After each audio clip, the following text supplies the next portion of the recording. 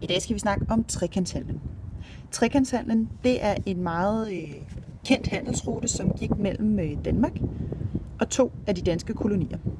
Den ene i Afrika, som hed Guldkysten, og den anden i Dansk Vestindien, som bestod af 3 øer. Det var sådan, at danskerne vi var rigtig gode til at producere våben og krudt. Og vi ville rigtig gerne have nogle slaver, som vi kunne sende til Dansk Vestindien for at arbejde i sukkermarkerne, for det var der ikke nogen danskere, der gad. Derfor så sejlede vi med sådan nogle store sejlskibe til Afrika, ned til Ghanas kyst. Her der byttede vi en masse våben og krudt med en masse afrikanske slaver, fordi de afrikanske høvdinge, de havde brug for krudt og våben til at holde deres magt ved lige i forhold til andre stammer.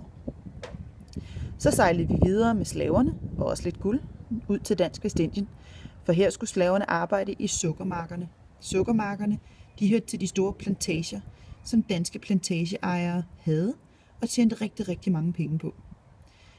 Når sukkeret så var høstet i sukkerrør, så sejlede man sukkerrørene tilbage til Danmark, og hvor man gjorde sukkeret til det, vi kender i dag. Det kalder man at raffinere det. Det sukker, det blev så solgt for rigtig, rigtig mange penge, og man kan den dag i dag stadigvæk se en masse slotte og palæer rundt omkring i Danmark, som er bygget for de penge.